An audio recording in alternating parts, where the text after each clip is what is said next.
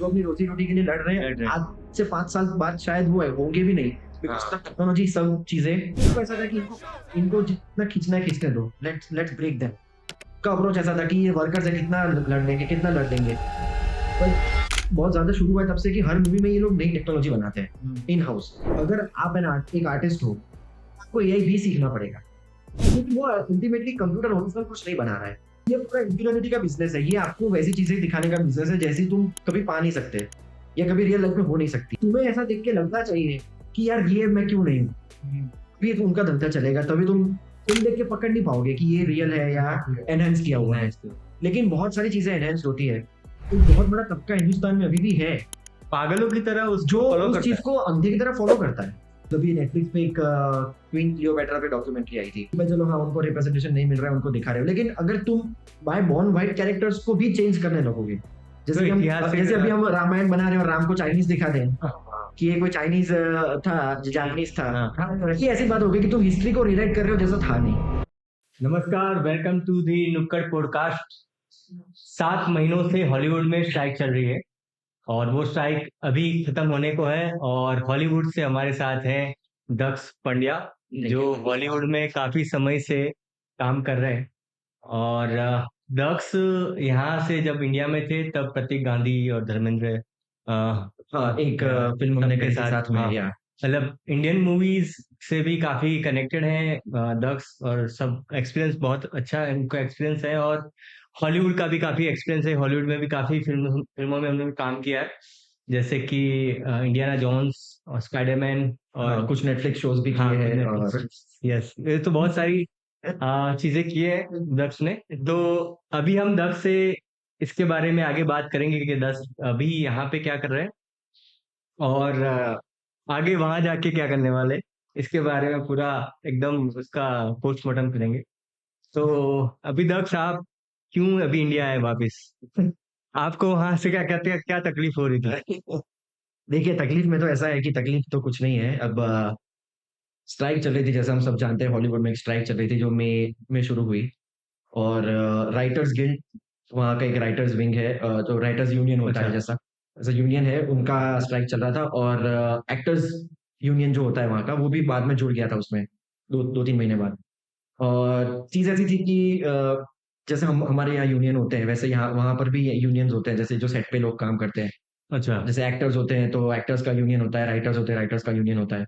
Actually ये एक थोड़ा परसेप्शन है हम्म। कि सिर्फ यूनियन यहाँ यहाँ पे ही होते हैं, जैसे नहीं विकसित नहीं, ऐसा देशों नहीं में होता ऐसा है। नहीं होता है। जी तो जी। कंटिन्यू। और मैं क्या है प्रोटेस्ट, जैसे आपने बताया कि हम्म। भाई प्रोटेस्ट चल रहा है कि तो वो प्रोटेस्ट वहां पर कैसे होते हैं? यानी अपने यहाँ तो हाँ प्रोटेस्ट होते हैं तो भाई हाँ, बस चला दो। नाराएं लग जाती है, भाई बाहर अभी निकल वो कौन प्रोटेस्ट कर रहा है उस पर भी डिपेंड करता है कि बहुत सिविलाइज्ड लोग हैं जो प्रोटेस्ट कर रहे थे। पर इसका मतलब ये नहीं कि वो रोड पे नहीं आए, उन लोगों ने भी ट्रैफिक जैम्स करे, रोड पे गए, सब किया। पर ऐसा है कि उनकी, अगर एक बंदा है, अब वो लास्ट तक जा चुका है, उन्होंने बोल दिया है कि अब हम कल से काम रोक देंगे। आप हमारा कॉन्ट्रैक्ट जिस हिसाब से होना चाहिए उस हिसाब से दो, नहीं तो हम कल काम रोक देंगे। ऐसा वो लोग कब से बोलते आ रहे हैं। फिर भी स्टूडियोज जो है, जो कैपिटलिस्ट कंपनीज होती है, वो नहीं सुन रही थी कि ठीक है। उनको ऐसा होता है ना कि हाँ, हमारे यहाँ कैसा होता है, वैसा ही वहां पर भी है कि जो, मुद्दा क्या था, ये स्ट्राइक होने का मुद्दा क्या था? देखिए, स्ट्राइक होने का रीजन ये था कि उनका कॉन्ट्रैक्ट बहुत टाइम से रिन्यू नहीं हुआ था। और जब जो उनका कॉन्ट्रैक्ट चल रहा था इतने टाइम से, वो पुराने टेलीविजन और फिल्म्स के अकॉर्डिंग था, जब ओटीटी का इतना प्रेजेंस नहीं था मार्केट में। अच्छा, नेटफ्लिक्स और हाँ, अमेजोन जो के। जैसे नेटफ्लिक्स हो गया, डिज्नी, एचबीओ हॉटस्टार, अभी तो अब तब हर कोई भी बड़ा प्रोडक्शन हाउस उठा लो, सबके खुद के ओटीटी प्लेटफॉर्म्स हैं बाहर। तो उनका क्या, कंटेंट प्रोडक्शन इतना ज़्यादा इंक्रीज़ हो गया है कि अब पहले ऐसा नहीं था कि एक शो आ रहा है उसके लिए हम हफ्ता वेट करते हैं, एक एपिसोड के लिए पूरा हफ्ता वेट करते हैं। अब ऐसा है कि आप इच्छा होगी तब उठा के देख लो। तो कंटेंट प्रोडक्शन इतना इंक्रीज़ हो गया, लेकिन जो फीस थी, जो राइटर्स होते हैं जिनके ऊपर एक्चुअली इतना लोड होता है कि अच्छा एपिसोड निकालें, उनकी फीस वो उसी हिसाब से दे रहे थे, उसी स्ट्रक्चर पे दे रहे थे जो जब जब जब ओटीटी नहीं था, मतलब जो टेलीविज़न, इनिशियल। हाँ, जो चल रहा था। होगा उसके हिसाब से पे आउट सब एग्ज़ैक्टली। काम और कर एग्जैक्टली। और कैसा था कि जैसे कि कोई राइटर होता है, अब ये सब आप देख रहे हैं, चैट जीपीटी आ गया, सब एआई वेआई सब चीजें आ गई। पहले क्या होता था कि अगर मैं एक राइटर हूँ तो मैं स्क्रीन राइटिंग को एज अ कैरियर ले सकता हूँ, अगर क्योंकि लोग क्या होता है कि लोग स्क्रिप्ट का प्रूफ रीडिंग करवाने आते हैं, लोग स्क्रिप्ट में से क्या स्क्रिप्ट को मतलब नोट्स बनाते हैं, स्क्रिप्ट पे सजेशंस देते हैं, कुछ अगर ग्रामेटिकल मिस्टेक्स हैं तो वो सुधार के देते हैं। ये सब भी एक बिजनेस हुआ करता था। अगर कोई फ्रीलांसर राइटर है, अगर उसको फिल्म में नहीं लिखने को मिल रहा है तो वो ऐसा करके भी खुद का गुजारा कर लेता था। पर अब कैसा है कि अब समझ रहे हैं कि अब एआई आ गया, अब कंप्यूटर आपको सब बता देगा, तो उस बंदे को पैसे देने की आपको जरूरत पड़ेगी नहीं। तो एआई का लिमिटेशन कहाँ तक होना चाहिए, क्या लिमिटेशंस होती है, जब मतलब एक राइटर को क्या-क्या चीज़ें फेस एक्चुअली मुझे याद है ये सब मुद्दे कि थे। ये जो अभी बात की कि ये जो अभी स्ट्राइक चल रहा है, तो स्ट्राइक में मैंने ऐसा सुना था कि बहुत सारे सेलिब्रिटीज भी जुड़ रहे हैं। हुँ, और यहाँ पे जिस तरह से अपने इंडियन मूवीज में ज्यादातर बॉलीवुड, तो वहां पे भी इस तरह की स्ट्राइक हुई थी अभी कुछ सालों पहले। हुँ, हुँ, हुँ। ठीक है, तो वो उसमें सिर्फ वर्कर्स ही थे। जी, ठीक है, सेलिब्रिटीज को उसमें हाँ। नहीं इन्वॉल्वमेंट होता है ये उनका। बहुत बड़ा डिफरेंस है एक्चुअली, क्योंकि क्या क्या बात है कि जैसे कि अभी एक्टर्स की स्ट्राइक हुई थी, तो एक्टर्स की स्ट्राइक में कैसा हुआ था कि जैसे कि हम उसके ऊपर आएँगे कि वो स्ट्राइक भी क्यों हुई थी, पर अभी समझ लेते हैं कि वो स्ट्राइक हुई थी। और वहाँ पे कैसा होता है कि यूनियन, जैसे हमारे यहाँ यूनियन होते हैं, वैसा वो होता है कि तुम्हें पर डे का एक पे स्केल डिफाइन किया होता है कि तुम्हें इतना तो मिलना ही चाहिए। भले ही तुम कुछ भी करके निकल जाओ शॉर्ट में, कितना लाइक होता मिनिमम है? उतना ही होना चाहिए। मतलब 750 टू 750 कैनेडियन डॉलर्स होता है, अगर हम कनाडा में काम कर रहे हैं तो। डिपेंड करता है टियर 2, टियर 3 एक्टर्स, फिर टियर 4 एक्टर्स। अभी सीन ये हो रहा था कि इन लोगों का पे स्केल इंक्रीज़ नहीं हो रहा था। ऊपर से अ, एआई एक बहुत बड़ा मुद्दा था इनके लिए, बिकॉज़ अगर आप समझ लो कि क्राउड सीक्वेंस शूट करना है और 200-300 लोग आपको चाहिए। पहले के ज़माने में ऐसा होता था कि आप 200-300 लोगों को सेट पे बुलाओगे, उनको रखोगे, खिलाओगे, उनको पैसा भी दोगे, इतना मिनिमम दोगे कि वो सर्वाइव कर जाए। तो इसपे एक्टर्स सर्वाइव कर जाते थे और धीरे-धीरे स्ट्रगल कर सकते थे। अब एआई के आने से क्या हो गया है कि अब क्या करते हैं कि उनको 1 दिन के लिए स्टूडियो में इनवाइट कर दिया, उनका पूरा 3D स्कैन ले लिया, सब ले लिया, और फिर उसी स्कैन को वो through out the movie use कर लेते थे। तो उसको पैसा तो 1 ही दिन का मिला। अब 3-4 दिन का तो, या 6-7 दिन का जो पहले काम रहता था वो कट हो गया। तो वो बंदा सर्वाइव कैसे करेगा? और जो ब्रेक थ्रू होता है कि कोई भी बड़ा एक्टर ले लो, अगर जो उसका स्ट्रगल फेज का पीरियड चलता है, तो हुँ। आपने जो बोला ये 4-5-6 दिन का जो काम मिलना चाहिए वो मिलता रहता है, तो उसको एक मोटिवेशन रहता है, हाँ, तो वो चलता रहता है उसका कि नहीं भाई काम जी। मिल रहा है, काम मिल तो रहा है, नया जब तक बड़ा ब्रेक नहीं आर्टिस्ट मिलता। नया आर्टिस्ट को एंट्री लेने के लिए ये समझो कि इस एक तरह और का पैरा एक हाँ, पैरा तो लग ये गया तो ये एक एंट्री वे होता है कि यहाँ से तुम घुस सकते हो। उन्होंने ये कहा कि भाई तुम ऐसा करोगे तो हम पहले तो हम इंडस्ट्री में सर्वाइव कैसे करेंगे? तो स्टूडियोज़ ने काउंटर ऐसा दिया कि भाई देखो पैसा हमारा है, हम तो जहाँ से बचेगा वहाँ से बचाने की कोशिश करेंगे। तो इन लोगों ने ऐसा बोला कि चलो ठीक है भाई तुम करो, तो तुम जहाँ-जहाँ हमारा स्कैन यूज़ कर रहे हो हमें रॉयल्टी दो, हुँ, वो मिलना चाहिए। तो उसके ऊपर बहुत लंबी चर्चा हुई, और जो स्ट्राइक 2-3 महीने चलने वाली थी, वो अभी जाके दिसंबर 6 को खत्म हुई। अच्छा। तो और आई थिंक स्टूडियोज़ को इतना प्रॉब्लम नहीं हुआ होगा, because they are earning in billions. Like उनको भी लॉस हुआ है नो डाउट। पर एक बंदा जिसके जो उसका तो रोज़ घर कमा के ही खा रहा चल रहा है, है ना। जो रोज़ कमा के खा रहा है, उसको जितना नुकसान हुआ, उतना उनको हाँ, नहीं हुआ है। नहीं हुआ है। और सबसे अच्छी बात, जैसे आपने कहा कि सेलिब्रिटीज़ जुड़ना, मतलब थिंग इज़ कि जैसे कि अभी ओपेनहाइमर फ़िल्म आई थी, तो ओपेनहाइमर का यूके में प्रीमियर हो रहा था, और चालू प्रीमियर में मैंने ऐसा सुना है कि जो उसके लीड एक्टर्स थे, उनको पता चला कि स्ट्राइक शुरू हो गई है, तो वो प्रीमियर छोड़ के निकल गए। अच्छा, वो स्ट्राइक उनके लिए भी नहीं थी, वो वर्कर्स के लिए थी। हाँ, बिकॉज़ कैसा है कि फिर भी वो भी यूनियन का हिस्सा है, और बात ऐसी है कि मैं रॉबर्ट डाउनी जूनियर हूँ, मैं मिलियंस में कमा रहा हूँ। पर मैं जिस यूनियन से बिलॉन्ग करता हूँ, उसका कोई बंदा ऐसा भी है जो दिन का $600 कमा रहा है, वाह! जो दिन का 500 कमा रहा है। तो मुझे अगर स्ट्राइक करनी है तो मैं खड़ा रहूँगा उसके साथ। अब जैसे टिफ़ करके एक फेस्टिवल होता है, Toronto international film festival Canada में। तो हर साल उसमें बहुत सेलिब्रिटीज़ आते हैं, बहुत बड़े-बड़े लाइक उनकी मूवीज़ का प्रीमियर होता है, स्क्रीनिंग्स होती है, तो इस साल कोई नहीं आया। इस साल ऐसा नहीं था कि कोई छोटी मूवीज़ थी, इस साल भी बहुत बड़ी-बड़ी मूवीज़ थी। ओपेनहेमर बहुत बड़ा यहाँ पे ओपेनहेमर का बहुत बड़ा हाव बना हुआ था। ओपेनहेमर आएगी हम लोग जाएँगे। क्रिस्टोफर नोलन आता है, क्रिस्टोफर जो नोलन बहुत हाँ, बड़ा नाम है। बहुत बड़ी ये उसका भी क्रिस्टोफर नोलन की बात आती है। हुँ, हुँ। और ये इस लेवल पर जाकर अगर कोई सपोर्ट कर रहा है मतलब मोरल बहुत आगे के हैं। जैसे वैल्यूज बहुत हाई है, वैल्यूज़ आपने ये बहुत बात हाई। जी, जो भी है भी मेरा इंडियन है, जो लास्ट तबके वाला जो बंदा है उसके लिए भी उनको जो सेंसिटिविटी है, एग्ज़ैक्टली। हाँ, बहुत वो बड़ी बात। इसलिए तो मैं वो एग्ज़ाम्पल दे रहा हूँ कि टिफ़ में कोई एक्टर आया नहीं, जबकि उनकी मूवीज़ का स्क्रीनिंग था वहाँ पे, लेकिन उन्होंने साफ बोला कि देखो, हाँ, मतलब it's not boycott, it's like मैं उसमें पार्ट नहीं लूँगा क्योंकि मेरे कुछ भाई हैं जिनको खाना नहीं मिल रहा है। जो अपनी रोजी रोटी के लिए लड़ रहे हैं, लड़ रहे हैं। आज से 5 साल बाद शायद वो होंगे भी नहीं, बिकॉज हाँ। टेक्नोलॉजी सब चीजें सब ठीक कवर कर रही है हाँ। टेक्नोलॉजी। तो वो सोलिडारिटी की जो बात है कि भाई मैं भी तेरे साथ खड़ा हूँ, भले मैं करोड़ों कमा रहा हूँ, तो दैट इज द थिंग जो और ये एक्चुअली बॉलीवुड की हर चौथी मूवी में क्राउड की जरूरत पड़ती है। तो ये तो क्राउड गायब हो जाएगा, तो इतने सारे 300 लोग 500 लोग जो ऑलरेडी काम कर रहे होंगे वहां पे, हम्म। तो उनका तो घर ही नहीं चल रहा है अभी तो। हाँ मतलब देखो ऐसा है कि हर एक इन्वेस्टर, जैसे मैं अगर फिल्म बना रहा हूँ तो मैं सोचूंगा कि मैं कितना कंप्यूटर के अंदर बना लूं जिससे मेरा पैसा बचे। वो अपनी जगह he is not wrong at his point कि चलो मैं एज इन्वेस्टर सोचूं तो मैं गलत नहीं हूं, लेकिन अगर मैं किसी का स्कैन निकाल के उसका फोटो यूज करके उसके कुछ पुराने क्लिप्स उठा के, जैसे कि अभी अपने फास्ट एंड फ्यूरियस अपने देखा था, तो जो हाँ को पता ही होगा कि हाँ पॉल वॉकर का body Paul Walker body। Use करके पॉल हाँ। वॉकर का फेस उस पर चिपकाया गया है। अब वो अलग सिचुएशन थी, तब वो Paul walker he was not alive. लेकिन अगर आप ऐसा हर एक मतलब जो एक्स्ट्रास में आ रहा है उन बंदों के साथ करोगे, तो that is at some point wrong. But वो रॉन्ग इसलिए भी है, देखो आप उनका जैसे एक आर्ट एक फेस होना, जो आप फेस यूज करोगे जो वॉर में बताया जाएगा, या तो भाई कोई भीड़ में विरोध का सीन है वो उसमें बताया जाएगा, तो उसका जो इमेज का आपने उसका वैल्यू लिया है ना उसका, उसके फेस का, एग्जैक्टली तो वो उसका रॉयल्टी उसको मिलना चाहिए। एग्जैक्टली यही बात है, यही बात है। राइट, तो ये इसी की लड़ाई थी कि ज्यादातर एआई, इसी की लड़ाई थी, इसी की वन ऑफ लड़ाई। द मेन फैक्टर एआई था इसमें। हाँ बिकॉज ये स्ट्राइक मतलब बहुत सारे अलग रीजंस थे, पर मेन रीजन जिसकी वजह से इतना लंबा खींच गया, ये स्टूडियोज बैक डाउन नहीं कर रहे थे, क्योंकि उनको अगर कॉस्ट कटिंग मिल रहा है कहीं पे तो वो कॉस्ट कटिंग करेंगे।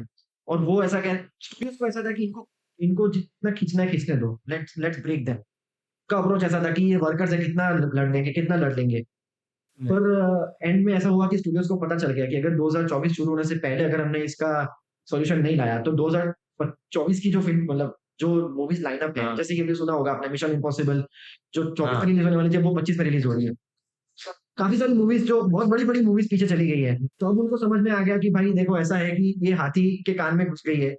हाँ। अभी अभी अगर ये हमने सेट नहीं करा तो ये पीछे चलता जाएगा। तो अभी थैंकफुली और अच्छी बात है पूरी इंडस्ट्री के लिए कि अभी सॉल्यूशन आ गया इस बट चीज़ ये का। बहुत अच्छी बात है, सॉल्यूशन आ गया है तो। और ये एक्चुअली मुझे लग रहा है कि ये बहुत जल्दी यहाँ पे दस्तक देगा बॉलीवुड में। मैं तो चाहता हूँ ठीक है, क्योंकि ये अगर यहाँ पे होगा तो यहाँ के सेलिब्रिटीज का हमें देखना होगा कि क्या किस तरह से वो अपने क्या ये स्टैंड लेते हैं। क्या स्टैंड है।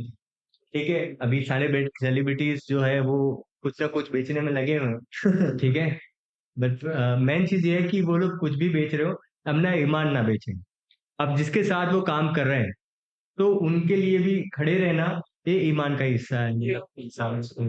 जरा भी बहुत लो है क्योंकि वो ऑलरेडी स्पाइनलेस हो जाता है। पान में ज्यादा बहुत बड़ी बात सही है। मैं एक बात कहना चाहता हूँ कि आपने जो एआई की बात करी, तो नियर फ्यूचर में एआई जो पर्टिकुलर ये सिनेमा का जो फील्ड है, फिल्म मेकिंग, उसमें यानी जो दर्शक हैं ये वो जानना चाहता है आगे जाके कुछ भी, तो एआई से क्या हो सकता है, क्या चेंजेस आएंगे फील्ड में, या फिर कौन सी जॉब से जिसके ऊपर सबसे ज्यादा खतरा मंडरा रहा है कि भाई ओके, अभी ये बहुत ही अनकंफर्टेबल क्वेश्चन है, क्योंकि इसमें ऐसा है कि देखो एआई ऐसा नहीं है कि अभी अभी बनाया, एआई पहले से था। विजुअल इफेक्ट्स फील्ड में अगर मैं वीएफएक्स की बात करूं तो उसमें पहले से था, क्योंकि जैसे आपने अवतार देखी होगी, 2009 की मूवी है वो, तो अवतार से लेके ऐसा ट्रेंड शुरू हुआ। आई थिंक अवतार से पहले भी था, बट बहुत ज्यादा शुरू हुआ है तब से कि हर मूवी में ये लोग नई टेक्नोलॉजी बनाते हैं इन हाउस स्टूडियो के अंदर। जैसे कि वो प्लेनेट ऑफ द एप्स आपने अगर देखी हो, हाँ, तो अवतार से शुरू होके ऐसा हुआ है कि हर मूवी में उन लोगों ने एक्सपेरिमेंट किया, आर&डी कर करके नई टेक्नोलॉजी बनाई है। तो उसको, और वो जो नई टेक्नोलॉजी होती है that is also kind of A AI, कि कंप्यूटर को आपने कुछ चीजें सिखा दी और वो उस हिसाब से काम कर रहा है। तो ऐसा नहीं है कि उसकी वजह से लोगों की जॉब्स कटी। एक चीज हुई है कि अगर आप एक आर्टिस्ट हो, आपको एआई भी सीखना पड़ेगा। ये चीज आ गई है। अभी जो एआई इतनी तेजी से ऊपर जा रहा है, पर्सनली मुझे ऐसा लगता है कि ये जैसे कि बिटकॉइन था वैसा ही होने वाला है, अच्छा, कि एक टाइम पे ऊपर जाएगा, फिर लोगों को पता चल डिप्रेशन आ जाएगा उसको, क्योंकि वो अल्टीमेटली कंप्यूटर ओरिजिनल कुछ नहीं बना रहा है, वो देखी हुई चीजें बना रहा है। इनपुट आपको फीड करना पड़ता है। बट हाँ हाँ जो लास्ट क्रिएटिविटी तो ह्यूमन सोसाइटी से ही आती है। हाँ एग्जैक्टली। और चीज ऐसी है कि हाँ मैं एग्री करता हूँ कि जो फर्स्ट लाइन ऑफ आर्टिस्ट है, जैसे कि ग्राफिक डिजाइनर्स हो गए, वेब डिजाइनर्स हो गए, जैसे कि स्क्रिप्ट में प्रूफ रीडिंग करने वाले हो गए, इनको तकलीफ पड़ सकती है 100%। क्योंकि ये ऐसी चीज़ है कि तुम डिस्टिंग्विश नहीं कर सकते कि ओरिजिनल है कि एआई से बनाया हुआ है। तो एक पॉइंट के बाद जब आप ओरिजिनलिटी क्रिएट करने जाते हो, अब अवतार आप एआई में नहीं बना सकते। कितना भी उसको प्रॉम्प्ट्स दे दो, बिकॉज़ कंप्यूटर के पास एआई क्या करेगा? है हाँ, वो रेफरेंसेस होने चाहिए ना, जहाँ से वो उठा के आपको देगा। जो हाँ, वो तो वो नहीं, वो अच्छा। टफ है चीज़। ये बात तो इसको ऐसे कंक्लूड कर सकते हैं यार, जैसे इंडस्ट्रियल रिवॉल्यूशन आया तो मशीनें आने लगी तो लोग घबरा गए थे, कोई अपनी जॉब चली गई। पर उससे जो डेवलपमेंट हुआ, उससे जो एक नया एरिया, जैसे एआई को अपने ऐसा समझ सकते हैं टूल मिल गया है, right. इससे जो आपकी लिमिटेशन आ रही थी कि भाई आपके काम करना नहीं, हाँ। तो आपको एक्सपांड कर सकते हैं। हाँ, एग्ज़ैक्टली। तो ऐसी जॉब्स भी क्रिएट हो रही है, इसको यूज करके काम करेंगे। हाँ, वैसे होगा। एग्ज़ैक्टली, बिकॉज़ अब सोचो जब पहले थिएटर हुआ करते थे, जब वो प्रोजेक्शन वाले थिएटर्स अपने यहाँ चलते थे और अचानक से टीवी आ गया तो सबको लगा कि अब थिएटर खत्म हो जाएँगे। अब तो थिएटर्स गए, अब तो सबके घर में आ गया, अब तो कौन पैसे दे के आएगा? वैसे नहीं हुआ। फिर जब ओटीटी आया तभी लोगों को लगा कि अब टीवी खत्म हो गया, थिएटर खत्म हो गया। पर अभी हाँ। टीवी, ओटीटी और थिएटर तीनों चल रहे हैं। तीनों चल रहे हैं। तीनों बिज़नेस मेकिंग मॉडल्स हैं। थोड़ा बड़ा हो। तीनों, पहले एक मीडियम पैसे कमाता था, अब तीनों मीडियम पैसे कमा रहे हैं। तो जॉब भी बढ़ी है, इंडस्ट्री भी बढ़ी है। तो आई डोंट थिंक एआई से एक्चुअली कुछ फ़ायदे भी हुए हैं। राइट। जैसे कि अगर इसमें आप फ़िल्म्स की अगर बात करें तो जैसे उसमें प्री विजुअलाइज़ेशन होता है कि आप पहले आप स्केच आर्टिस्ट से स्केच करवाते थे, कभी-कभी उसको समझाना पड़ता था, इतने घंटे लग जाते थे उसमें। फिर भी आपको जो चाहिए वो विज़न नहीं मिलता था। इसमें आप 4 प्रॉम्प्ट से आप डिसाइड कर सकते हो कि आपकी मूवी का आपको लुक क्या चाहिए, शॉट्स का फ़ील क्या चाहिए, एक्सेट्रा, एक्सेट्रा। राइट। तो ये कुछ फ़ायदे भी हैं जो बट हाँ, हुँ। ये एआई की तो बात हो गई, चलो हाँ, बहुत ये बढ़िया। हम तो थोड़ा मुद्दे से भटक चुके हैं। हाँ, थोड़ा ज़्यादा ही चलेगा हम लोग। जी। लेकिन मुझे लग रहा है कि एक तो जैसे बात बताई कि वो लोग सेलिब्रिटीज़ लोग भी उनके साथ जुड़ रहे हैं, ठीक है? तो ये एक्चुअली ह्यूमैनिटी का बहुत बेस्ट एग्ज़ाम्पल है, जी। ठीक है? तो अभी उस इंडस्ट्री में ऐसा कुछ है जो यहाँ पे नहीं है। जिसे अंडर प्रिविलेज जो या तो फिर जो लोग हैं जो समाज के हमारे बहुत पिछड़े वर्ग हैं, ठीक है, माइनॉरिटीज हैं, तो उस तरह का उनका उनका क्या मैंने उसमें ऐसा बॉलीवुड सुना है जैसे कि भाई वहाँ जो ब्लैक्स हैं, तो उनको हॉलीवुड में कुछ आप मूवी बना रहे हैं, कुछ भी सीरीज चल रही है, तो उसमें आपको कुछ परसेंटेज में उनको रिप्रेजेंटेशन देना पड़ता है, कुछ रूल्स देने रिजर्वेशन देना पड़ता रिजर्वेशन काइंड ऑफ थिंग। तो ये एग्जैक्टली क्या है, कैसे काम करता है? देखो, तो इसका थोड़ा इतिहास जानना ज़रूरी है इसमें, बिकॉज़ अकेडमी जो है, अगर हम हॉलीवुड की बात करें तो अकेडमी ऑफ मोशन पिक्चर्स जो अपना ऑस्कर जो देते हैं, उनका ऐसा अभी लॉ है, मतलब उन्होंने अभी एक रूल जारी किया है कि अगर तुम्हें बेस्ट पिक्चर में नॉमिनेट होना है, तुम्हारे फ़िल्म का कुछ परसेंटेज, मतलब मुझे एग्ज़ैक्ट परसेंटेज पता नहीं है, but some percentage should be people from the group which is under represented. मतलब जैसे कि ब्लैक्स हो गए, जैसे कि चाइनीज़ हो गए, इंडियंस हो गए, फिर मुस्लिम्स हो गए, फिर फीमेल्स हो गई, फिर हो गए एलजीबीटीक्यू कम्युनिटी के लोग। तो अब तक क्या हो रहा था कि फ़िल्म्स में इनको दिखाया नहीं जाता था।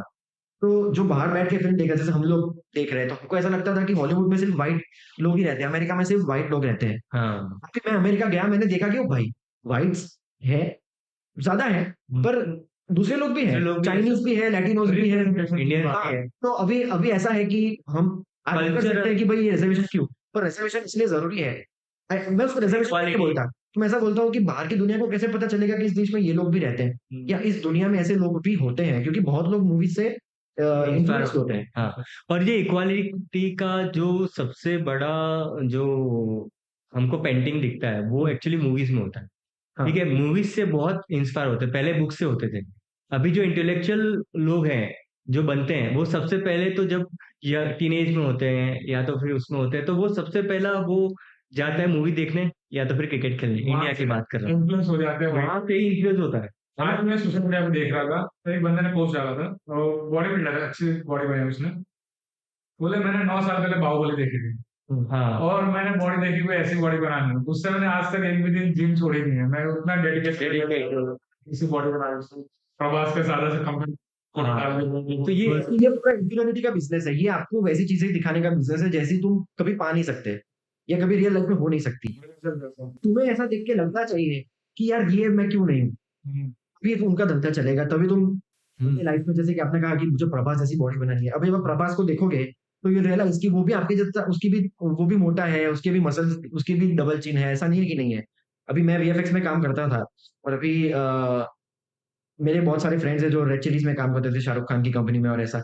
बहुत लोग ऐसे थे जो सिर्फ और सिर्फ ब्यूटिफिकेशन पे काम करते हैं। मतलब सिक्स पैक्स बनाना, डबल चिन हटाना, फिर कमर को पतली करना, ऐसी बहुत सारी चीजें जो आप फिल्म देख के पकड़ नहीं पाओगे कि ये रियल है या एनहेंस किया हुआ है। लेकिन बहुत सारी चीजें एनहेंस होती है। अभी अगर मैं आपको इंडियाना जोन्स का एग्जांपल दूं, तो अभी जो इंडियाना जोन्स 5 रिलीज हुई है उसमें मैंने बहुत सारे शॉट्स किए जिसमें मैंने उनके रिंकल्स हटाए, जिनमें मैंने उनके डबल चिन्स हटाए, जिसमें उसका फेस का स्ट्रक्चर ठीक है। मैंने हाँ, मतलब ये इस लेवल का होता है। मैंने ऐसा काम किया है। मतलब जो आर्टिस्ट होता है, आर्टिस्ट की टीम की तरफ से ऐसे नोट्स आते हैं कि भाई ये उनके डबल चिन्ह नहीं दिखने चाहिए, ब्लैक हेड्स नहीं दिखने चाहिए मूवीज में, तो हमें उसे हटाना पड़ता है। जब हम हटाते हैं तो हमें रियलाइज होता है कि यार ये देख के कोई इंडिया में बैठा हुआ बंदा ये सोचेगा कि मैं इसके जैसा क्यों नहीं हूँ, या मेरी वाइफ इसकी जितनी गोरी क्यों नहीं है, या मेरी वाइफ इसके जितनी पतली क्यों नहीं है। तो वो उसकी वाइफ को बोलेगा कि तू फेयर एंड लवली लगा, तू ये कर, तू वो कर, या उसकी वाइफ उसके हस्बैंड को बोलेगी कि तू जिम नहीं जाता तो जिम जा, तू उसके जैसी बॉडी बना, तू ऐसा एनिमल क्यों नहीं है। मतलब you know right you know कि हम लोग ही है जो ये सब बनाते हैं, और हमको पता चलता है कि ये इंफीरियरिटी पूरा तुम्हें इंफीरियर फील कराने का ही बिजनेस है कि तुम ऐसे नहीं हो, राइट। इसलिए तुम हमको देखो और हमको पैसा दो। हाँ, अभी अभी जैसे बात हो रही थी, अंकल थे अभी, वो 57 ईयर्स के थे, तो हाँ ठीक है, तो उनसे बात कर रहे थे, तो बोला कि यार शाहरुख खान भी 57 का है, तो बट वो वीएफएक्स का कमाल है, वो तो भी है। शाहरुख खान का पूरा, शाहरुख खान की मतलब this is a very controversial statement, हाँ बट ऐसा है कि उसकी पूरी टीम है, हाँ, उसके पूरे मेकअप और मतलब ब्यूटिफिकेशन से लेके उसकी बॉडी पे वर्क करती वर्क है। करती है, अभी बहुत सारी चीजें होती है, जैसे 50% सच होता है, 50% झूठ होता है, हाँ, उनको वो करना ही पड़ेगा, करना ही पड़ता पब्लिक की बीच में रहना है, उनको वो दिखाना पड़ेगा। और ये आपको समझना है कि ये actually like one type of cartoon देखते हैं जैसे। वो जिम में जाता है तो वो शौक से नहीं कर उसका काम है, नाम है देखो, आप मतलब उस अप्रोच से चाह रहे हो कि नहीं, मुझे मुझे मतलब इंस्पिरेशन ले रहे हो कि चलो यार मुझे इसके जैसा होना है, मुझे थोड़ा फिजिक्स सही चाहिए, ये चाहिए, तो that is okay, that is for your own good. पर अगर वो आपके दिमाग में डिससेटिस्फैक्शन डाल रहा है, खुद के प्रति क्या कहते हैं उसको, गुस्सा हाँ। डाल रहा है कि यार मैं ऐसा ऐसा क्यों नहीं हूँ, चेंज करने की जरूरत है मूवीज देख के, क्योंकि तो ऐसा, पर वो कैसे जैसे- करोगे तुम यार, तुम ऐसे हाँ वो कोई फिल्म बता रहे थे, उनका नाम अगर दे सको तो, कई हीरोइन की खाली कमर ही पतली कर रहे थे हाँ, जैसे कि अभी बाहुबली की बात करी, हाँ, तो मेरा एक दोस्त है, वो उसने उस मूवी पे काम किया हुआ है, उसका मैं नाम नहीं बोलूंगा, फिर वो देखेगा तो, पर उसने मुझे बोला था कि उसका काम ये था कि एक्ट्रेस को पतली करना है थ्रू आउट द फिल्म, जहां जहां उसके क्लोजअप शॉट्स है, उसके फेस को एनहेंस करना है, उसके फेस, उसकी आंखें बड़ी करनी है, आईब्रोज उसकी शार्प करनी है। तो चलो ऐसा ही है, इम्परफेक्शन का ही बिजनेस है, तुम्हें इम्परफेक्शन चीजें नहीं दिखानी, तुम्हें परफेक्ट चीजें दिखानी है, दैट इज द बिजनेस। तो ये लोग मूवी भाई देखते इसमें आएंगे, गलत भी नहीं है, हाँ, लेकिन लेकिन वो चीज तुम्हें हाँ। तुम्हारे खुद के इम्परफेक्शंस के लिए इंफीरियर फील कराती है कि यार मैं इतना गंदा हूँ, या मेरे पेरेंट्स ऐसे रहते हैं, या मेरा भाई ऐसे रहता है, उसको समझ नहीं है कि ऐसे नहीं घूमना चाहिए, मेरे पेरेंट्स को सुबह सुबह ब्रश करते टाइम चिल्लाना नहीं चाहिए, हाँ, जो जो जिंदगी के छोटे छोटे इम्परफेक्शंस होते हैं, इन राइट, सब चीजों से हमें घृणा हो जाती है कि यार हाँ, ये कैसे ऐसा थोड़ी होता है। एक्चुअली इतना परफेक्ट होकर बताते हैं हमको कि हमको हाँ। लगता है कि नहीं ये एकदम स्टैंडर्ड है, आइडल है, और हम उसके जैसे बनने की कोशिश करते 3 हैं। घंटे हो गए, 3 घंटे समझ लो, ऐसे जस्ट स्टैंडर्ड बात करें, 2-3 घंटे की मूवी में वो पूरी लाइफ दिखा देते हैं, स्टोरी दिखा देते हैं, तो फिर एक परसेप्शन मूवी बैठता है, सबको जल्दी जल्दी चाहिए, हाँ, ऐसे हो जाता है, एक हो जाता है क्योंकि माइंड में राइट, इनका हो गया तो मैं क्यों नहीं हो रहा है। राइट, सही बात है। देखो ऐसा नहीं है कि ये सिर्फ बॉलीवुड में हो रहा है, हॉलीवुड में भी ये सेम चीज हो रही है, एक्चुअली सब जगह जो सब जगह ये वीएफएक्स मेकअप बोलते हैं ना इसको। इसको बोलते मैं हैं, क्या बोलूं? हाँ, इसको वीएफएक्स का एक टर्म है, ब्यूटिफिकेशन, हाँ, ब्यूटिफिकेशन बोलते हैं इसको, जिसमें तुम पतला मोटा अच्छा बुरा सब दिखा सकते हो उसको। तो परफेक्ट जो दिखाना है हाँ हाँ हाँ, उसमें कुछ, उसमें ऐसा है कि हम उससे इंटरप्रेट ये कर रहे हैं कि हम ऐसे नहीं है, बाकी वो तो अपना काम कर रहे हैं, देखो फिल्म मेकर भी अपना काम कर इसका रहे हैं। Best example I think Rajinikanth है। तो रजनीकांत हाँ। जैसा दिखता है वैसा ही रहता है, मतलब जैसे हैं वैसे ही दिखते हैं। अभी ये जो अभी अंडररेटेड एक्टर्स थे पहले, नवाजुद्दीन सिद्दीकी, इरफान खान, ये लोग इतने एक टाइम के बाद पॉपुलर क्यों हो गए, क्योंकि लोगों को ऐसा देखना था जो रिलेट कर पाए हाँ, कि हाँ यार मैं नवाजुद्दीन हूँ यार, मैं सलमान नहीं हो सकता जो 50 साल का होके भी ऐसे शर्ट निकाले तो 6 पैक्स लगे, मैं शायद नवाजुद्दीन भी हो सकता हूँ जो पतला कोने में बैठा रहता है। हाँ। बात ये है कि इसमें ऑडियंस का भी पार्ट है, वो इसलिए दिखा रहे हैं क्योंकि ये देख रहे हैं, और ये ऑडियंस मैं बताऊं, ऑडियंस को सलमान को देखना है। ऑडियंस को क्या है, सलमान को देखेगी, तेरे नाम, फिर ये ऑटो चलाएगा, ये वही स्टाइल में चलेगा। तो ये बहुत बड़ा एक्चुअली इन्फ्लुएंस लोग कितना होता अभी है। जैसे अभी चलो नाम नहीं लेते फिर भी अगेन, लेकिन बहुत इन्फ्लुएंशियल एक मूवी आई थी अभी कुछ टाइम पहले ही, और लोगों का ऐसा कहना था कि भाई फिल्म देख के कौन सा लोग ऐसे हो जाते हैं या दंगा होता है, तो उसमें से क्या ले रहा है वो इम्पोर्टेंट है। बट ऐसा एक बहुत बड़ा तबका हिंदुस्तान में अभी भी है पागलों की तरह उसको जो फॉलो उस करता चीज है। को अंधे की तरह फॉलो करता है। तुम्हें और एज अ फिल्म मेकर तुम्हारे ऊपर बहुत बड़ी जिम्मेदारी है कि तुम क्या दिखा रहे हो, क्या बाहर जा रहे हो, तुम्हारे क्या कर रहे हो। तुम हॉलीवुड नहीं हो कि तुम क्रिस्टोफर नोलन नहीं हो कि तुम इंटरस्टेलर स्पेस दिखाओगे और लोग समझ जाएंगे ये तो मूवी है।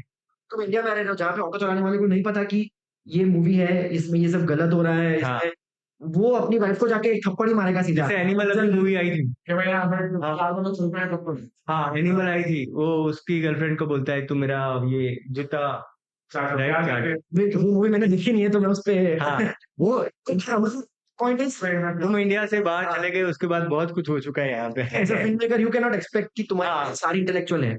बहुत बड़ा तबका ऐसा है और ज्यादातर तबका ऐसा ही है जो जो टीयर 2 लोग हैं। जो देख हो जाते हैं समझ नहीं सकते अपने आप को फिल्म की स्टोरी का हीरो समझने लगते हैं, हाँ। स्टोरी बनाने लगते हैं। हाँ, मतलब कुछ भी रास्ते से उठा के फिल्म बना। थोड़ा दिन पहले तो वहाँ बाहर अंकल थे, वो राजेश खन्ना के बहुत बड़े फैन। हम्म। तो आज भी वो वैसे ही हेयर स्टाइल रखते हैं, उनके हर बर्थडे को मनाते हैं। वो सारे जितने भी फ्रंट मीडिया है सबके अंदर उनका आ चुका है, आर्टिकल आ चुका है, उनका इंटरव्यू हो चुका है। तो वो उनके दिमाग में से राजेश खन्ना आज तक नहीं निकला। आज समझ तक नहीं नहीं। हाँ, उनके टाइम से उन्होंने जवानी में देखा था, कितना खतरनाक इन्फ्लुएंस। तो वो कितना अंदर तक बैठ सकता है। तो एक दो बंदे की बात हो गई, लेकिन वो जो बैठती है बात, वो थोड़ा सब लेके जा रहा है। आपके गली में या तो आपके रोड पे, हाईवे पे, कहीं पे भी कहीं कुछ हिंसा हो रही है, तो वो हिंसा कहीं ना कहीं कोई स्पोर्ट्स से जुड़ी हुई है। तो अभी उसको होता है कि अच्छा ये ऐसा ऐसा हुआ था, तो ये ऐसे सॉल्यूशन करूंगा। मेरी फ्रेंड है, वो चाकू रखती है छोटा सा बैग में। बोले, चाकू क्यों रखती है? बोले, तू सीआईडी नहीं देखता? Time petrol. हाँ, तो टाइम पेट्रोल नहीं देखता क्या ऑटो वाला खूनी है। मतलब सब तक वो उसको नहीं देख रही है। हाँ, सब और ऑटो वाला और काम वाला हाँ, सबको वो देख रही है, क्योंकि आप नंबर सब खूनी है। कि आपका दिमाग इस तरह से ट्रेन हो चुका है। हाँ, मेरे को फोन चाहते हैं मूवीज देखने के लिए, तो सीधे बंदे सो ए बाबूराव है। तो अभी वापिस कुछ मुद्दों पे आ जाते हैं हम लोग। एक्चुअली हम जहाँ से आए थे कि भाई वहां पे भी रिजर्वेशन टाइप, मतलब एक उसको रिप्रेजेंटेशन देते हैं हम लोग हॉलीवुड में। तो अभी एक कंट्रोवर्सी भी हुई थी अभी। अच्छा, वो नेटफ्लिक्स वाली। हाँ, नेटफ्लिक्स। हाँ हाँ हाँ हाँ हाँ। वो उसका क्या था? उसका मतलब देखो ऐसा है कि जब तुम रिप्रेजेंटेशन की बात करते हो तो उसकी लिमिट, मतलब वो कहाँ तक, उसकी हद क्या होती है वो तुम्हें डिसाइडेड रखनी पड़ती है। बिकॉज अभी नेटफ्लिक्स पे एक क्वीन क्लियोपेट्रा पे डॉक्यूमेंट्री आई थी। वो फिल्म नहीं है, डॉक्यूमेंट्री है। तो डॉक्यूमेंट्री से ऐसा एक्सपेक्ट किया जाता है कि तुम फैक्चुअली करेक्ट रहो। अब क्वीन क्लियोपेट्रा जो है वो ग्रीक लिनियज की थी, मतलब ग्रीक डीएनए वाली रानी थी। तो she is by nature white, ठीक है। जो अलेक्जेंडर था, तो अलेक्जेंडर की लॉन्ग लॉस्ट कजिन थी वो। तो अभी उसको क्लियोपेट्रा को ब्लैक दिखाया नेटफ्लिक्स की सीरीज में। अच्छा, आ तो उसपे- चुकी है हाँ सीरीज? आ चुकी है कि बंद? हाँ, अभी नेटफ्लिक्स पे अवेलेबल है, देख सकते हो। तो बहुत बड़ी कंट्रोवर्सी हुई थी कि तुम चलो ब्लैक कैरेक्टर्स को फिल्म्स में ला रहे हो, it is a good thing एक टाइम पे कि भाई चलो हाँ उनको रिप्रेजेंटेशन नहीं मिल रहा है, उनको दिखा रहे हो। लेकिन अगर तुम बाय बॉर्न व्हाइट कैरेक्टर्स को भी चेंज करने लगोगे, जैसे तो कि इतिहास से जैसे अभी हम रामायण बना रहे हैं और राम को चाइनीज दिखा दें कि ये कोई चाइनीज था, जापानीज था, हाँ, ये ऐसी बात होगी कि तुम हिस्ट्री को रिलेट कर रहे हो जैसा था नहीं। हाँ, तो उसकी जो एग्जैक्टली हाँ। उसकी जो वो जो डॉक्यूमेंट्री है, उसकी जो डायरेक्टर है उसने कहा था कि ये मेरी क्लियोपेट्रा है। हम्म। तो उसमें कुछ फैक्ट्स भी दिए कि उसका फिजिकल रिप्रेजेंटेशन ये था, पर उसका जो रेशियल बैकग्राउंड है उसका 80% कंफर्म है कि वो वाइट थी, पर 20% अभी भी शक है कि शायद वो इजिप्शियन अफ्रीकन लीनियज की भी रही हो। वो कहाँ तक अपनी कल्पना का विस्तार करेगी, इसकी एक लिमिट होनी चाहिए। रिप्रेजेंटेशन के नाम पे तुम व्हाइट वॉशिंग नहीं कर सकते, और व्हाइट वॉशिंग के नाम पे तुम ऐसा भी नहीं कर सकते कि ब्लैक ही नहीं है पूरी मूवी में या व्हाइट ही नहीं है। जो जैसे होना चाहिए वैसा है। अब अभी नेटफ्लिक्स और इस पे बहुत बड़ी कंट्रोवर्सी एक्चुअली चल रही है। अभी आपने अगर I don't know if you have seen, लेकिन अगर ब्लैक मिरर अगर आप देखते हो आपने अगर नाम सुना है ब्लैक मिरर करके, एक बहुत फेमस साईफाई सीरीज है नेटफ्लिक्स पे जो आती है। तो जब से नेटफ्लिक्स ने उसको अक्वायर किया है, उसके जो कैरेक्टर्स हैं, पहले ऐसा होता था कि वो प्योर ब्रिटिश सीरीज थी, तो सब व्हाइट कैरेक्टर्स होते थे उसमें, व्हाइट ब्रिटिश कैरेक्टर्स। तो जैसे जैसे नेटफ्लिक्स का इन्फ्लुएंस बढ़ा और जब पूरा नेटफ्लिक्स ने ले लिया, जो 5th सीजन है पूरा नेटफ्लिक्स ने ले लिया है, तो उसमें आपको गे कैरेक्टर्स भी दिखेंगे, उसमें आपको ब्लैक कैरेक्टर्स भी दिखेंगे, उसमें ब्लैक लेस्बियंस भी दिखेगी। तो आपको ऐसा लगता है कि नहीं यार, एक एक पूरा क्या कहते हैं कि फैमिली, हाँ मतलब मतलब जैसे अपने वहाँ एक सीरीज चल रही है सालों से, मतलब और जबकि ये बहुत बड़ा रिस्क है, क्योंकि हाँ, ये जो पॉपुलेशन है, ब्लैक की पॉपुलेशन, गे लोगों की पॉपुलेशन है, या फर्स्ट नेशन जो वहाँ पे आदिवासी लोग रहते हैं, इनकी पॉपुलेशन बहुत कम है। और राइट, उतनी पॉपुलेशन को ऐसा दिखाना कि जैसे वो सब जगह है, इट्स अ बिग रिस्क, क्योंकि तुम्हारा 80% व्यूअर वाइट है, तो वो उस चीज को एक्सेप्ट करेगा कि नहीं, उसकी गारंटी नहीं, लेकिन फिर भी तुम वो कर रहे हो। कर रहे हो तो हेड्स ऑफ है तो उसको, वो हेड्स ऑफ है, क्योंकि अ, देखो ऐसा है कि हर एक बंदे को end of the day business चाहिए होता बिजनेस है। चाहिए। मैं ऐसा भी नहीं समझ रहा हूँ कि वो शायद रिप्रेजेंटेशन के लिए लड़ कर रहे हैं, शायद किसी, क्योंकि ऐसा होता है कि हर एक अब वहाँ पे कैसा हो रहा है कि हर एक कॉर्पोरेट कंपनी में एक रिप्रेजेंटेशन ऑफिसर होता है, इंक्लूसिविटी ऑफिसर, जो जो अगर आप हायर भी कर रहे हो, क्रू को हायर कर रहे हो या टीममेट्स को हायर कर रहे हो, तो वो आपको बताता है कि आपको इतने बंदे ब्लैक लेने चाहिए, इतने व्हाइट बंदे लेने चाहिए, अरे सॉरी मतलब इतने लेस्बियन लेने चाहिए, इतने व्हाटएवर थिंग इज। तो इनको ऐसा लग रहा है शायद कि यूथ शायद अब थोड़ा थोड़ा उस डायरेक्शन में जा रहा है, तो चलो हम यूथ को वो दिखाते हैं जो उनको देखना है। यूथ एक्सेप्ट कर रहा है अभी। हाँ। यूथ ऐसा नहीं है कि आपकी गली मोहल्लों से अभी उसी में घूम रहा है, अभी विश्व वैश्विक हो चुका है। यूट्यूब, मतलब नेटफ्लिक्स, अमेजोन, गूगल, सब कुछ अपने अरे अपनी बात करो, हमने नुक्कड़ पूरा ऑनलाइन नुक्कड़ ऑनलाइन आ गया है। ठीक है, पहले तो लोग खाने खाने के बाद सोडा पीने, चाय पीने, मतलब नुक्कड़ पे जाते थे। अभी आप खाना खा लिया, देखो नुक्कड़, ऑनलाइन नुक्कड़ आ चुके हैं हम, तो कहीं जाने की जरूरत नहीं है। लेकिन हाँ, वॉक करके करके, मतलब आप कहीं भी जा सकते हो, लेकिन वॉक करते करते ये क्योंकि ऐसा ही है ना, देखो, पॉडकास्ट मत देखना। ठीक है, कि एक्चुअली हमेशा ऐसा है कि यूथ, जैसे अब यूथ की यूथ की बात करी आपने, अब ऐसा है कि जो हमेशा ऐसा रहता है कि जो मेजोरिटी होती है, मतलब अगर हम वर्ल्ड को ऑपरेस्ड और ऑपरेसर में डिवाइड करें, तो ऑपरेसर कभी ऐसा नहीं बोलेगा कि मैं ऑपरेस कर, मैं मतलब वो बोलेगा, पर वो कभी खुद के लिए स्टैंड नहीं ले पाएगा।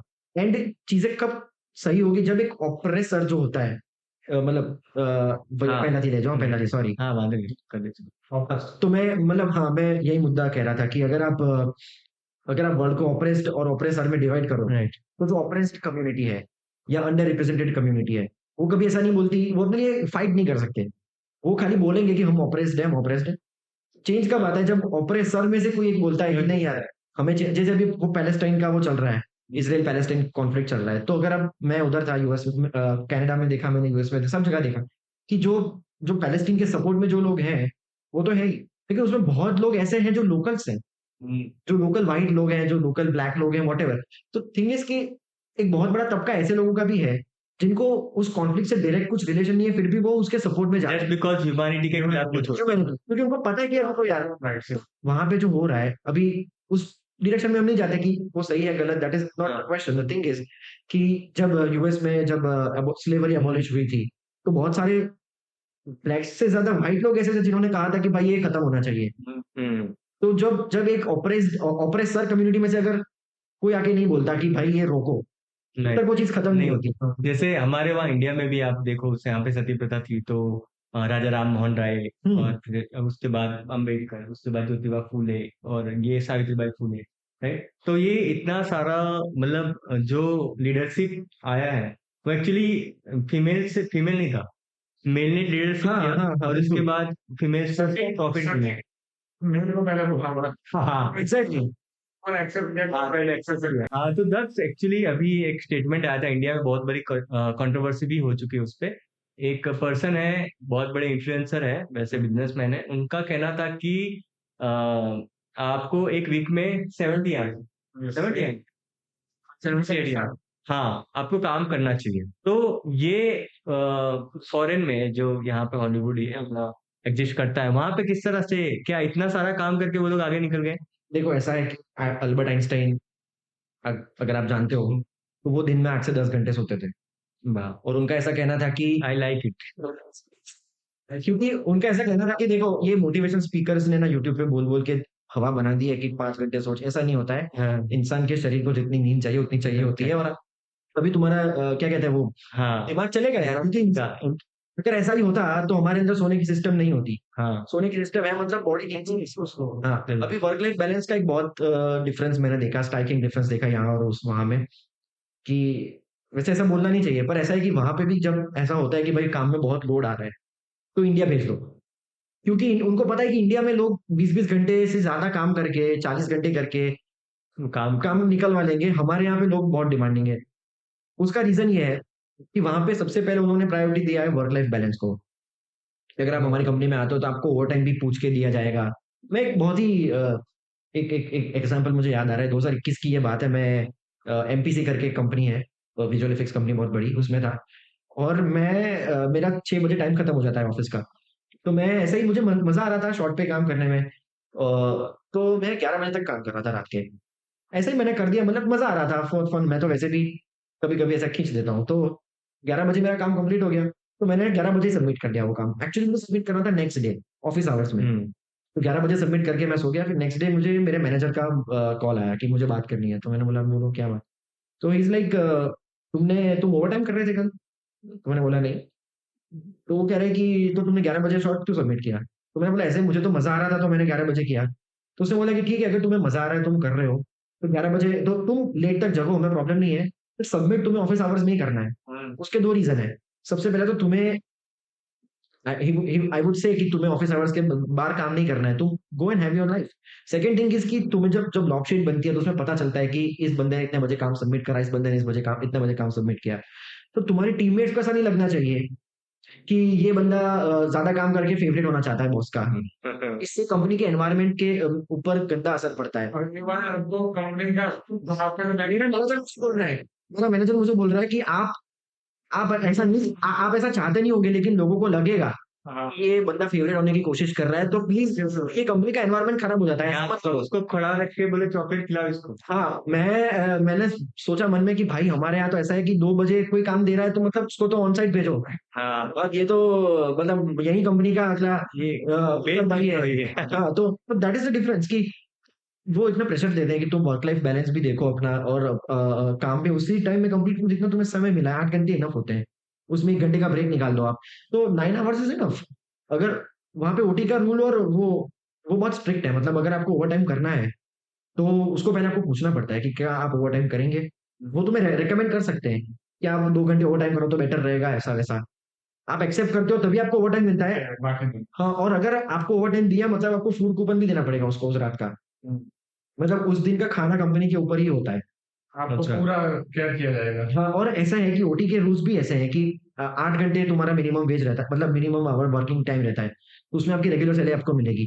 अगर 12 आवर्स प्लस जाता है, तो उसकी अलग उसमें जो तुम्हारी 1 घंटे की सैलरी होती है उसमें 3 गुना ऐड हो जाता है।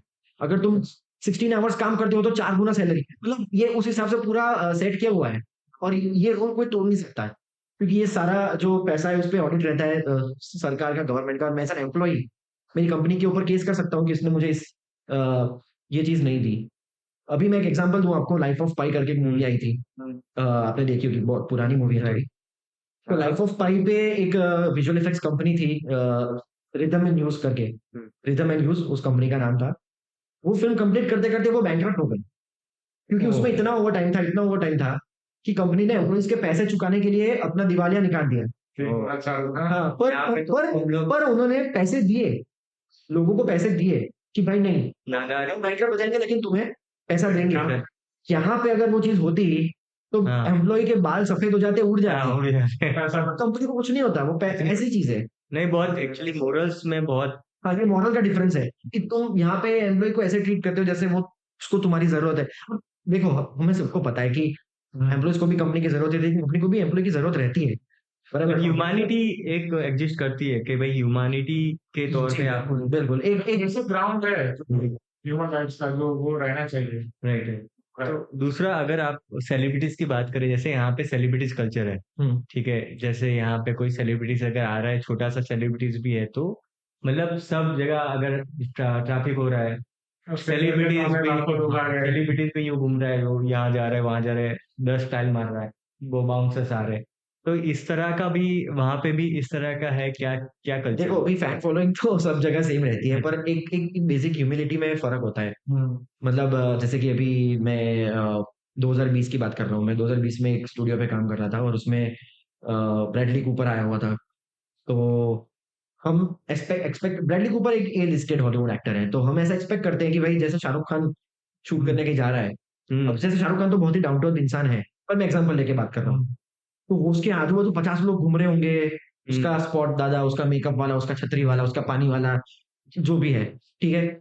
यहाँ पे ये बंदा है, उसके 2-3 पीएज़ होते हैं, जो पर्सनल असिस्टेंट्स होते हैं वो। ये बंदा आके शूट कर रहा है, तुम्हें उसको मैंने दूर से देखा, मेरे को पता नहीं चला ये ब्रैडली कूपर है। उसके आजू-बाजू कोई ऐसा माहौल नहीं, क्योंकि देखो ऐसा है कि सेट पे भी जो काम कर रहे हैं ना, जो एक्स्ट्राज़ में काम कर रहे हैं या कोई सेट दूसरे सेट पे काम करने वाले लोग, उनके दिमाग में ऐसा रहता है कि भाई मैं सिनेमेटोग्राफर हूँ, तो मैं कैमरा चलाने चलाने का पैसा ले रहा हूँ, एक्टिंग करने का पैसा ले रहा है।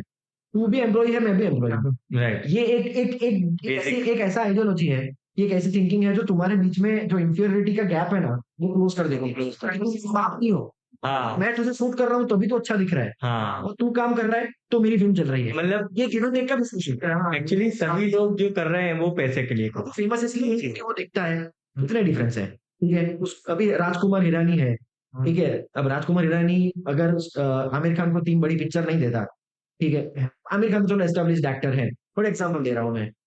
क्या राजकुमार हिरानी की अगर 3 इडियट्स है तो उसमें सिर्फ आमिर खान है इसलिए 3 इडियट्स चल रही है। राजकुमार हिरानी की कितनी बड़ी भूमिका है उसमें। राइटर्स हैं, लाइट्समैन बिल्कुल। से स्पॉट दादा से ये लेकर चीज़ आमिर खान ने कही थी, कॉफी विद करण में आई थिंक, पता नहीं किस शो में, पर आमिर खान ने ये चीज़ कही थी कि मैं भी उतना ही इम्पोर्टेंट हूँ, जितनी एक लड़की है, जितना एक वो वाला इंसान है। हाँ, हमेशा बोलता है, मैंने एक दो इंटरव्यू उनका सुना हुआ है कि भाई जो जो स्पॉट बॉय है या फिर जो वहां पर कचरा उठाने का काम कर रहा है वो भी इतना इंपॉर्टेंट काम कर रहा है जितना कि हम लोग कर रहे हैं। हमारा काम अलग अलग है तो उसके हिसाब से फिल्म में पैसा कौन कितना आ रहा है उसके हिसाब से हमको पेमेंट। एग्जैक्टली अभी अभी काम तो एक ही कर रहे हैं। बाकी काम तो पूरा पिक्चर बनाने का चल रहा है। हाँ, सभी अभी वो मेल फीमेल के पे गैप पे बात चल रही थी कि एक्ट्रेसेस को इतना पैसा नहीं मिलता, एक्टर्स को इतना मिलता है। तो बहुत आमिर खान ने आई थिंक आमिर खान ने किसी क्लियर बात बोली थी कि तुम कितने टिकट्स बेच रहे हो उसके ऊपर तुम्हें फीस मिलेगी। अभी आज मैं as a independent film maker मेरी फिल्म में अगर सिर्फ कृति सेनन ले रहा हूँ और सामने में मेरा दूसरा कोई गुजराती लोकल एक्टर ले रहा हूँ, तो 100% कृति सेनन की फीस ज्यादा होगी। हाँ, और उसमें मेल फीमेल कहाँ गया? जब श्रीदेवी चांदनी मूवी आई ये मैं कहना चाहता हूँ तो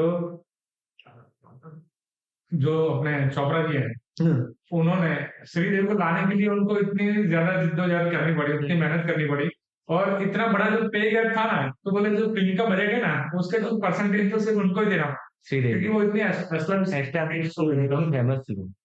चांदनी अगर वो आएगी तो चांदनी चल जाएगी। हाँ, तो हम्म। 4 लगे। यही चीज करण जौहर ने भी फिल्म कंपेनियन के एक राउंड टेबल में कही थी कि मैं किसी एक्टर को अप्रोच करता हूँ, वैसे हम तो यहाँ पे हाँ। गुजरात में भी एक लोकल इंडस्ट्री में रहते हैं और मुंबई तो एक बड़ी इंडस्ट्री है ही, उसमें हम एक्टर्स को अप्रोच करते हैं तो एक्टर्स की डिमांड ऐसी रहती है कि भाई मैं इतना पैसा तो लूंगा ही लूंगा, जबकि आप उसके फुटफॉल देखो, मतलब उसकी मूवी रिलीज होने के बाद उसके नाम पे कितनी टिकट बिकी, वो आप देखो तो आपको लगेगा कि तेरे को पैसे मांगने में शर्म नहीं आ रही है। बहुत अच्छे शब्दों में कह रहा हूँ, Right. कि देख तुम पैसे you ask for money, that's your job, ठीक है? मैं तुम्हें पैसे देने बैठा हूँ, तुम लेने के लिए, but end of the day मुझे तेरे नाम से या तुझ पे इतना इन्वेस्ट करने से, अगर आप इसको बिजनेस देखो, तो मैं अगर किसी एसेट पे इतना इन्वेस्ट कर रहा हूँ तो मुझे उसका रिटर्न मिल रहा है कि नहीं मिल रहा है? यस इसमें एटीट्यूड की बात ही नहीं आती। हाँ पैसा बोलो रिटर्न मैं बोलो हाँ, एग्जैक्टली। इसमें ऐसा थोड़ी है कि इसके तो टैंट्रम्स है, ऐसा कुछ नहीं होता है। अगर मैं पैसे कमा के दे रहा हूँ, अगर मैं पैसे कमा के दे रहा हूँ तो मैं पैसे मांग सकता हूँ, अगर मैं नहीं दे रहा हूँ तो फिर मेरा just because I am an actor doesn't mean that I have to charge big. मैंने तो गुजरात में ऐसे एक्टर्स भी देखे हैं जो ओटीएस चल रहा होता है तो कुछ अपने, मतलब जैसे मेरा फेस शॉट है, मतलब मेरा फेस दिख रहा है तो मैं डायलॉग बोल के चला गया, फिर जब मेरा ओएस चल रहा है तो अगर मैं दिख नहीं रहा हूँ, मेरा मेरा खाली कंधा दिख रहा है, तो वो तुम why don't you use body. हाँ, अभी देखो यार, अगर तुम सोचो ये चीज़ कोई सिनेमेटोग्राफर बोले कि मैं सिर्फ आमिर खान को शूट करने आऊंगा, बाकी जो चीजें हैं तुम किसी दूसरे से करवा लो, तो ऐसा नहीं होता है। एक्चुअली इसको बोलते हैं कि मोरल्स नहीं, जिस चीज के आप एस्टैब्लिश हो रहे हो, जिस चीज की वजह से आपके घर में पैसा आ रहा है, जिस चीज की सही वजह बात से है। आपको रिस्पेक्ट मिल रहा है, आपने आप उसी को रिस्पेक्ट नहीं कर रहे। हाँ हाँ हाँ, फिक्स की बात हो गई आप वर्क एथिक्स सही ना यस, आप अपने आप हाँ जैसे कि अभी मैं वहाँ पे था, मुझे एग्जैक्ट याद नहीं है कब, पर 2-3 महीने पहले की बात है, मैं एम नाइट श्यामलन के शूट पे गया था, जो सिक्स सेंस और अनब्रोकन का डायरेक्टर है। तो उनका एक शूट चल रहा था और वहाँ पे ब्रूस विलिस आए हुए थे। तो मतलब सो कैजुअल, लाइक बहुत छोटा-सा शॉट था। जैसे ब्रूस विलिस चल के आ रहा है और वो किसी कार को देखते हैं और फिर वो कार को देख के कुछ रिएक्शन देके चले जाते हैं, इतना ही शॉट था। और उसके और डायरेक्टर का इंटरैक्शन देखो आप, तो ब्रूस विलिस इज़िली बोल सकता है कि भाई इसमें मैं इतना दिख नहीं रहा हूँ यार, किसी टकले को लेके राइट। एंड उसकी सीजी टीम भी इतनी स्ट्रांग है, वो ब्रूस विलिस चिपका भी सकते हैं उसके फेस पे।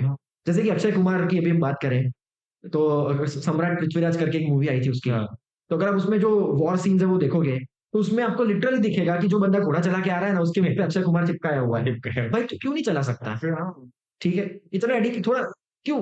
Why not? आप पैसे चार्ज कर दो जी। यही डिफरेंस है ना कि वो बंदा इतना बड़ा एक्टर है, वो बंदा ऐसा बोल रहा है कि नहीं मैं करूंगा शूट, तो वो दोनों कर रहे हैं। इधर आप देखोगे तो नहीं, वो किसी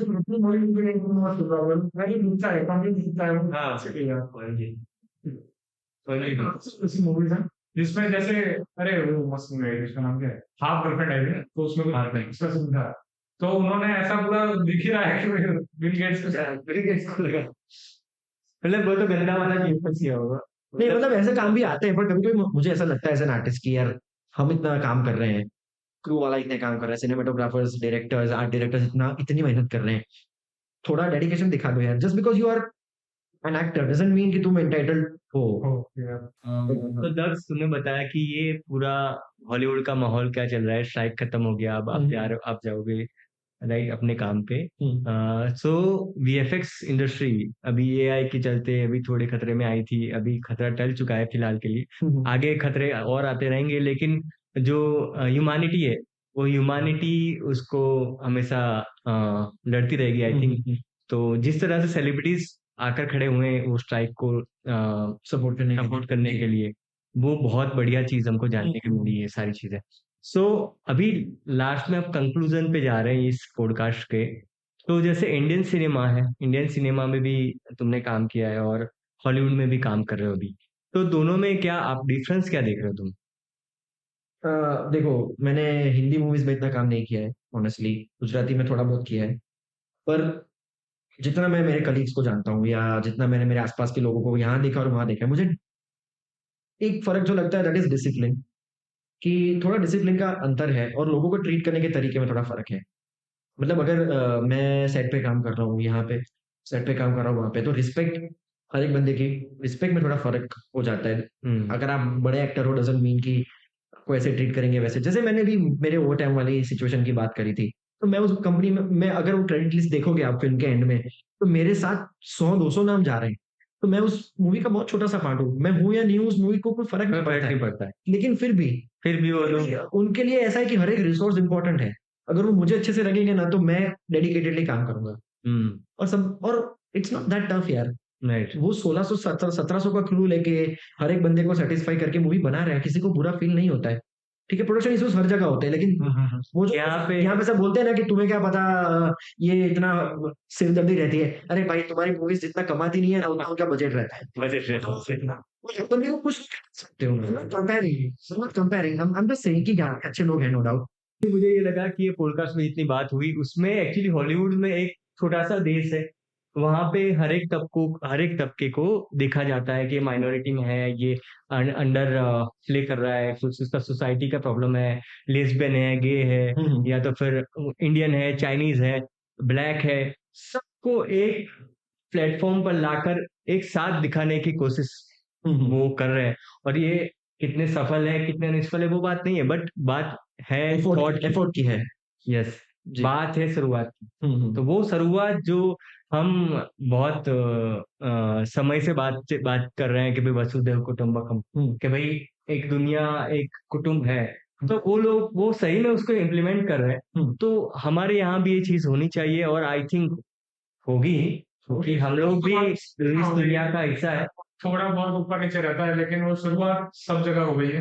हाँ, तो अब शायद वो थोड़े आगे रहेंगे, तो उनको देख के हम और ज्यादा सीख लेंगे। हाँ, हम उनसे बहुत अच्छा है, वो बहुत जल्दी एक्सेप्ट करेंगे, और जो नहीं है वो नहीं एक्सेप्ट करेंगे, लेकिन जो अच्छा है वो तो वेलकम करना ही है। एक बेस ऑलवेज ह्यूमन राइट्स होना चाहिए। ह्यूमन राइट्स, एक यस। ह्यूमन की बात होती है, ह्यूमन इन द सेंस कि खाली इंसानों के लिए नहीं, जो कोई भी प्राणी है जो फील कर सकता है, जो सेंस कर सकता है, वो सबके लिए जो एक सेंसिटिव वाली भावना होनी चाहिए, वो Right. होनी चाहिए। So, काइंडनेस कंपैशन के साथ में वो चलना चाहिए। राइट। सो ये था आज का पॉडकास्ट दक्ष के साथ। Thank you so much, thank you thank you so much Daksh for coming. लोखंड में 4 साल लगाने पड़ेगी भाई, तो अब एक्चुअली हम लोग नए नए लोगों को लाते रहेंगे। या बहुत अच्छे ठीक है। लोग आने वाले हैं। हाँ, अभी बहुत सारे लोग आने वाले हैं। आप पहले गेस्ट हैं, हाँ, हाँ। तो हम गेट बोल सकते हैं, ऐसे बोलेंगे हम मेरे दोस्त हैं। दक्ष और मैंने काफी समय से साथ में काम किया है, तो दक्ष को मैं अपना भाई की तरह मानता हूँ, छोटा सा। तो वो और आगे अपने करियर में और आगे बढ़े, और ये अपना जो ओपन हैमर जैसे अभी मूवी आए